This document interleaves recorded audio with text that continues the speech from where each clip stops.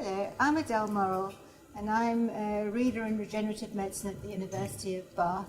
This is my colleague, Dr. Julian Nikesi, and I'm a lecturer in cellular biochemistry here at Bath University. And together we're going to talk to you about epigenetics. and the relevance of epigenetics in cancer. So to start with, Julian's going to recap on some of the things you've already been shown in this course so far about gene regulation, and then we'll tell you a bit more how this fits in with epigenetics. So the human genome has around 3 billion base pairs, and only a fraction of this amount of genetic material is actually used to encode proteins.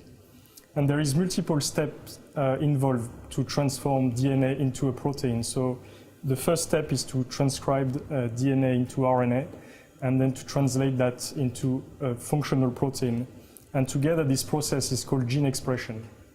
So it's basically not who you are, but what you do. As who said that? Batman? It is, yeah.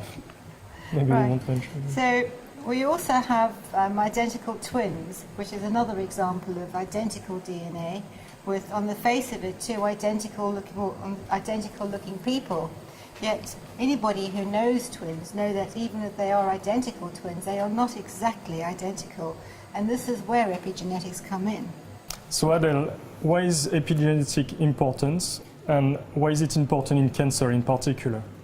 Well, epigenetics was first described by Waddington in 1942 in order to describe how a cell can decide to become a certain differentiated cell and how it decides on its actual cell fate. We now define epigenetics as stably heritable changes in gene expression without actually changing the sequence of DNA. And this definition seems to work for most cases where we're actually looking at epigenetics. So epigenetics is a way, it's actually the environment of the DNA, and it is the way that the DNA interacts with the environment. So you can start off with a pair of identical twin babies, and these babies can grow up and do different things and be exposed to different environmental influences such as cigarette smoke, diets, exercise. And as you can see from this cartoon over here, in their middle age, these identical twins would no longer look as identical as they did as babies, basically due to their sort of lifestyle and the environment that they've been exposed to. So Adele, that sounds very complicated, this epigenetics. Can you give us a metaphor for it? Right, so the best metaphor would be to sort of imagine your DNA sequence is the notes of a song of a music score, and the epigenetics is the orchestra, the way you play it, and all the different components that makes a song sound the way it sounds at the end of it, even though the notes are the same. So if you would imagine that if your DNA sequence is the music score, and your the epigenetics is the instruments in the band and the people playing, then if you have a look at this particular picture, an orchestra playing this piece of music will sound very different to a rap band playing the same piece of music. And just listen to this.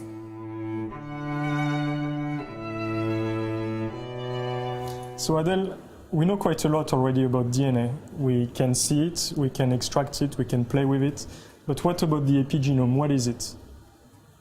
So the epigenome is also something we can physically extract and analyze and look at nowadays. So what we have is we have the DNA basically wrapped around the epigenome as such. So what we have is we have proteins called histones, and these are, the DNA is wrapped around this, and this is further wrapped around into sort of chromatin, which makes up the chromosome.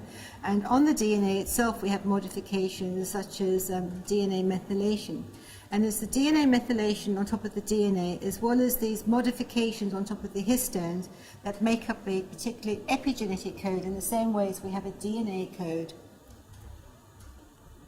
So the epigenome, or the epigenetics, has a very important function in the normal regulation and the normal function of DNA.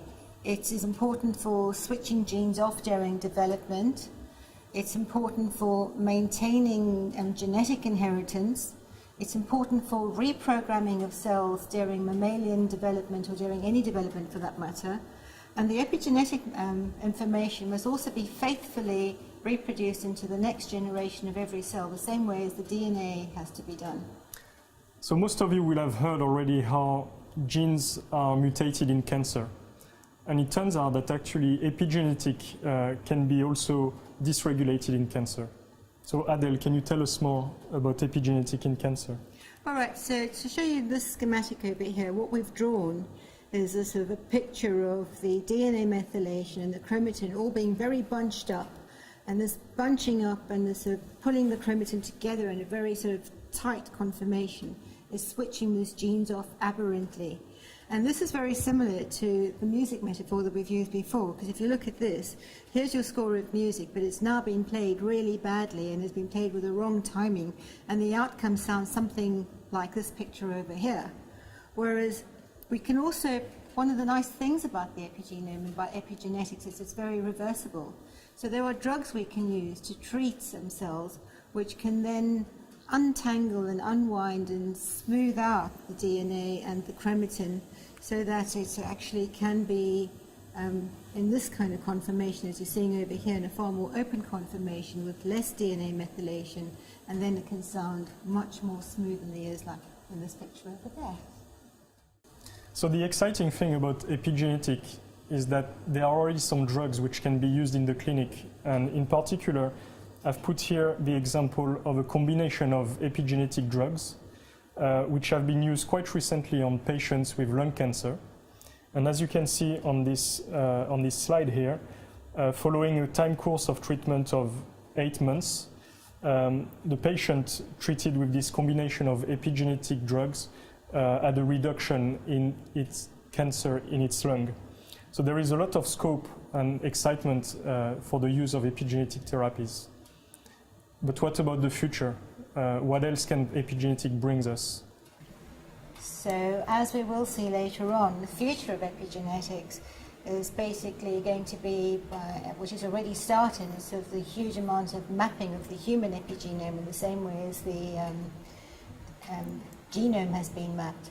And to map the human epigenome is not just looking at one cell, but you'd have to look at different cells in different types of situations and different diseases in order to distinguish the normal from the abnormal epigenetic mark. And understanding these epigenetic regulations of gene regulation and how this is influenced by the environment is another thing that we're going to be looking at in the future. And this will help us to design very specific, personalized therapies for cancer and also other complex diseases.